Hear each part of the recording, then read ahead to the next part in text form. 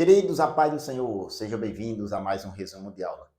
Nesse vídeo faremos o resumo da lição 4, que tem como título Como se conduzir na caminhada. Desde já agradeço aqui a sua participação. Curta, comente, compartilhe e utilize o nosso material na evangelização enviando para uma pessoa que você conhece. Que Deus o abençoe em nome de Jesus. O textório diz: Andai com sabedoria para com os que estão de fora, remindo o tempo. Está na carta de Paulo aos Colossenses, capítulo 4, versículo 5. Verdade prática. A jornada para o céu deve ser feita com prudência e sabedoria, num contexto de oposição à nossa maneira de viver.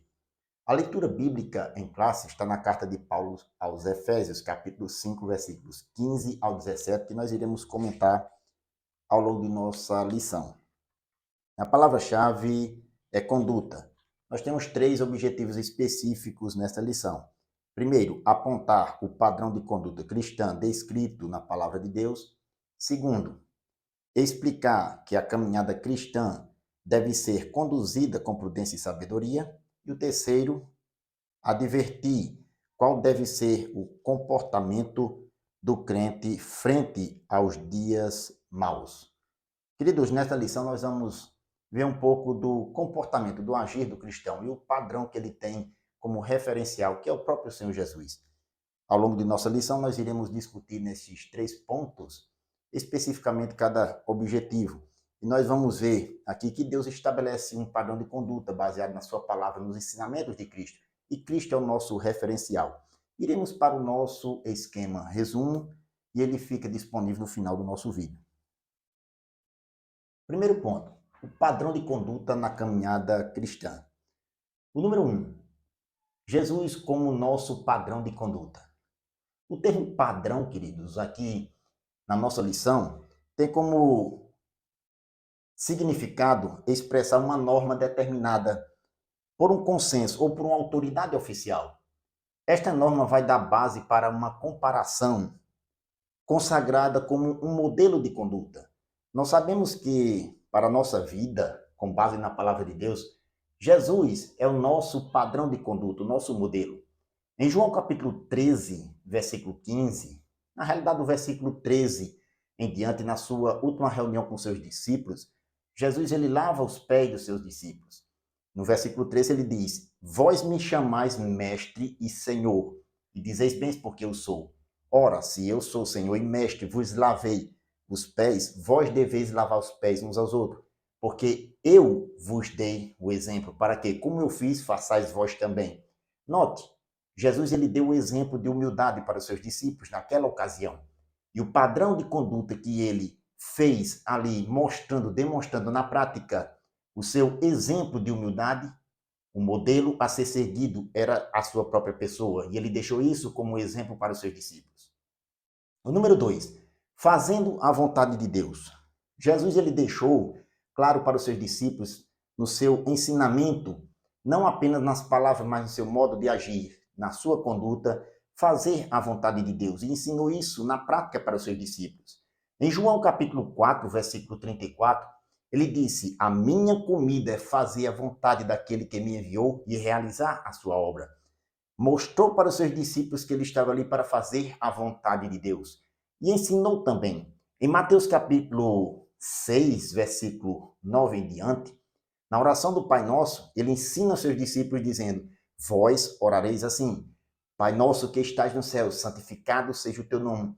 Venha o teu reino, seja feita a tua vontade, tanto na terra como no céu. Note, seja feita a vontade de Deus. Da mesma forma, nós que aprendemos com a palavra de Deus, com o exemplo do Senhor Jesus, que ele nos deixou, devemos orar a Deus e pedir para fazer a sua vontade, aqui na terra como no céu.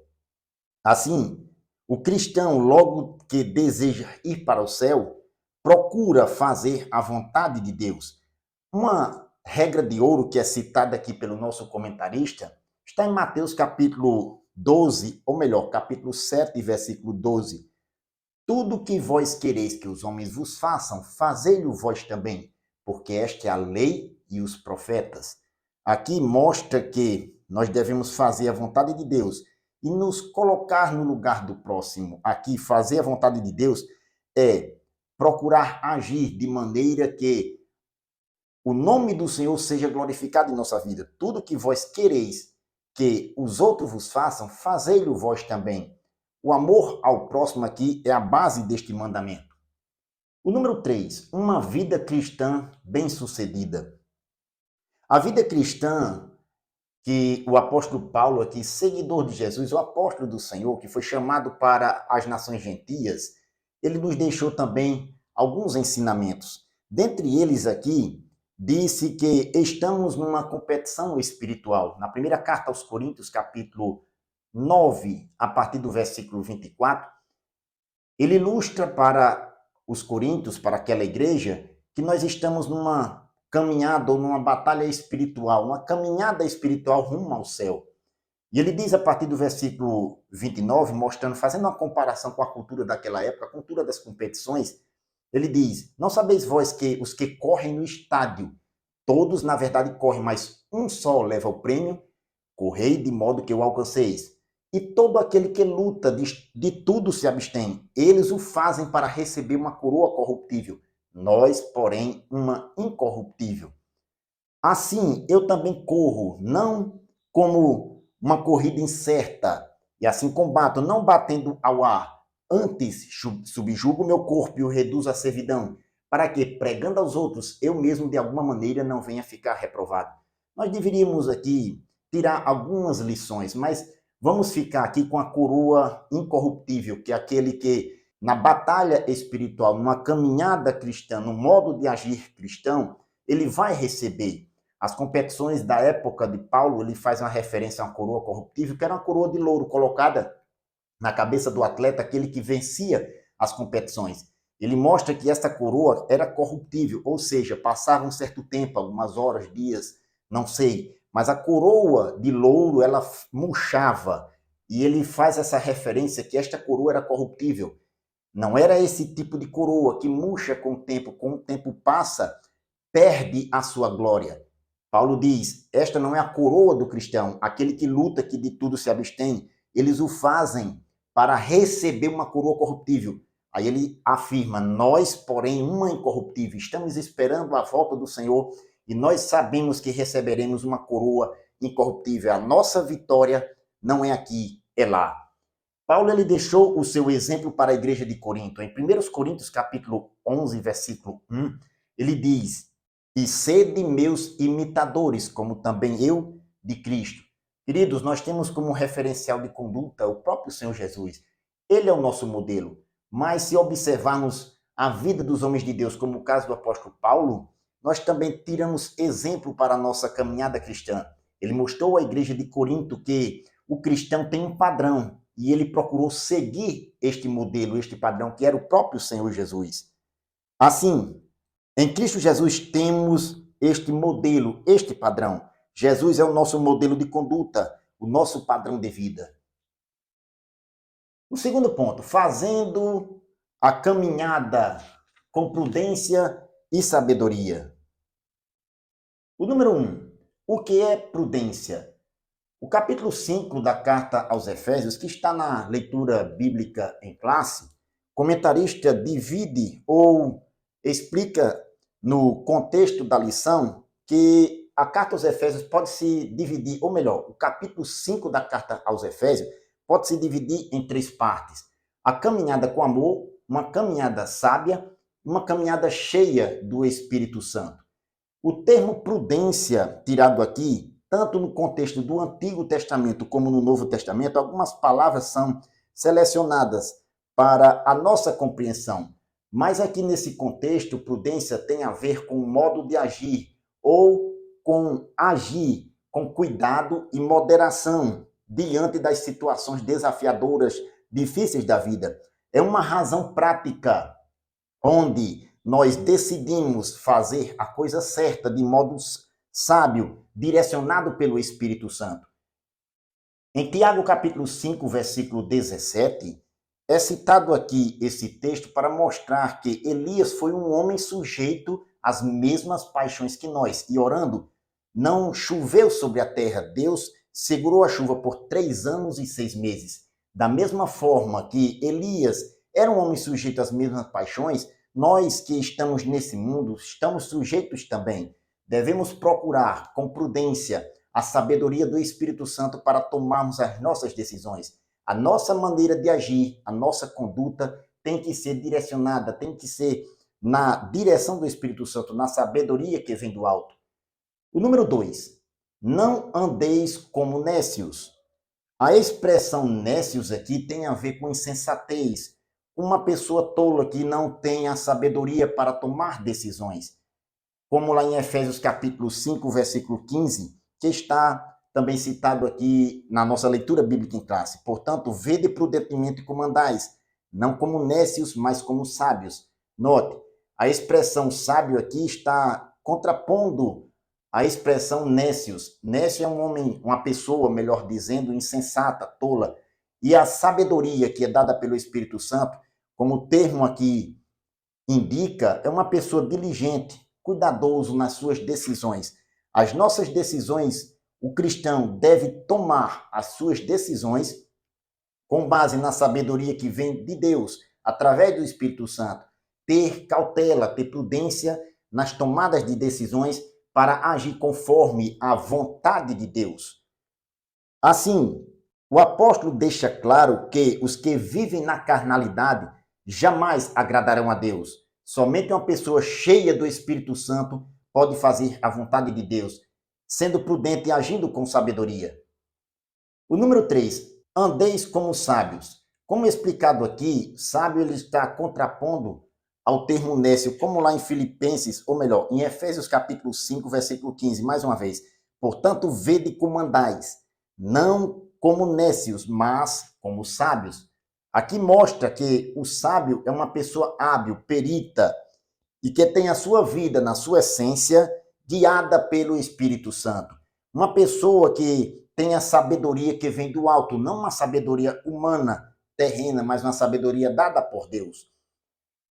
Em Tiago capítulo 3, versículo 17, na realidade o contexto do versículo 13, o apóstolo mostra que a sabedoria humana ela é terrena e tem os seus prejuízos na caminhada quando uma pessoa toma decisões com base nos desejos carnais humanos.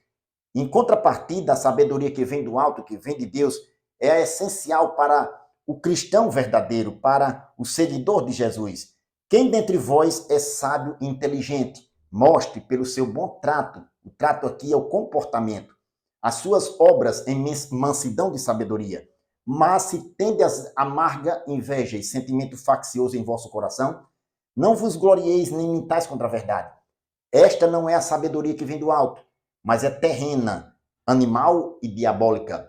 Porque onde há inveja e sentimento faccioso, aí há perturbação e toda obra perversa. Mas a sabedoria que vem do alto é primeiramente pura, depois pacífica, moderada, tratável, cheia de misericórdia e bons frutos.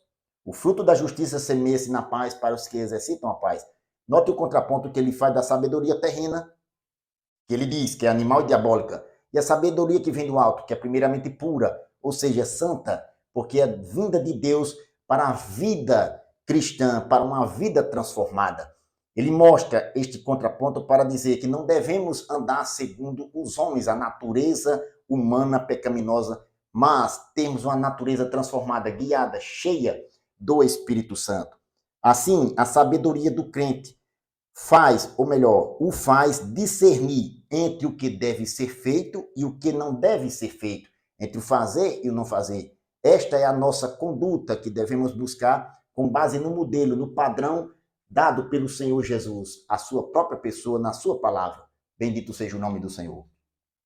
O terceiro ponto, vencendo os dias maus. O número 1, remindo o tempo. Queridos, o termo remir, esse verbo aqui está conjugado no gerúndio, o verbo remir é citado 2 vezes aqui pelo nosso comentarista e o que é tirado de lição para o contexto de Efésios capítulo 5, ele mostra que é utilizado pelos compradores, a palavra comprar para uso próprio, usado pelos compradores que utilizavam de sabedoria, esperando o momento certo para comprar de acordo com o preço do mercado. O termo remir, o tempo utilizado pelo apóstolo Paulo, faz uma aplicação para o cristão que se conduz de maneira sábia neste mundo. E ele mostra que era maneira de aproveitar as oportunidades, aproveitar o tempo, esperando também a volta do Senhor, que os cristãos primitivos faziam. Da mesma forma, temos que aproveitar as ocasiões, aproveitar o tempo para buscar o Senhor, fazer a sua obra e nos conduzir de maneira sábia, esperando a volta do Senhor. Número 2, remindo o tempo e a volta do Senhor. Dando continuidade aqui, o cristão deve aproveitar as oportunidades. Diz o nosso comentarista, quando se fala a respeito de remir o tempo, entre os cristãos primitivos, estes tinham em mente a iminência da segunda vinda de nosso Senhor. Era uma forma de se preparar espiritualmente, incentivando os cristãos também de nossa época a estarem prontos, preparados. E aqui eu gostaria de fazer uma observação. Nos dias presentes, queridos, estamos vendo a escassez de mensagens que falam da volta do Senhor. É iminente, a volta do Senhor é iminente e devemos esperá-lo na nossa vida, fazendo a vontade de Deus, aproveitando as oportunidades. Em 1 Coríntios, capítulo 15, versículo 51, o apóstolo diz, eis aqui vos digo um mistério, na verdade nem todos dormiremos, mas todos seremos transformados. No momento, num abrir e fechar de olhos, ante a última trombeta, porque a trombeta soará, e os mortos ressuscitarão incorruptíveis e nós seremos transformados. Vou parar por aqui e vou citar também o versículo 58, que ele diz, portanto, meus amados irmãos, sede firmes e constantes, sempre abundantes na obra do Senhor, sabendo que o vosso trabalho não é vão no Senhor. Devemos esperar a qualquer momento a volta do Senhor e não devemos esquecer de pregar que o Senhor vem, aproveitando as ocasiões, as oportunidades que o Senhor nos dá. O número 3, os dias são maus. Outra expressão que nos chama bastante a atenção no contexto de Efésios 5, versículo 16, esta expressão, os dias são maus. Isto aponta, queridos, para uma sociedade dominada pelo pecado e pode nos induzir, nos conduzir à prática do pecado. Nós devemos seguir o exemplo de Cristo e praticar o bem. Em Efésios capítulo 5, versículo 17, em contrapartida, diz o apóstolo São Paulo, pelo que não sejais insensatos, mas entendei qual seja a vontade do Senhor. Nós devemos fazer, no meio de uma sociedade dominada, corrompida pelo pecado, procurar fazer a vontade do Senhor, tendo Ele como nosso modelo. Portanto, o crente deve fortalecer a sua vida espiritual para lidar com as adversidades e os dias maus. Bendito seja o nome do Senhor. Queridos, ficamos por aqui. Mais um resumo de aula, espero que tenha contribuído. Tenhamos sempre em mente a nossa forma de agir nesse mundo, temos como modelo a vida de nosso Senhor e os seus ensinamentos. Coloquemos isso em prática, que Deus o abençoe em nome de Jesus.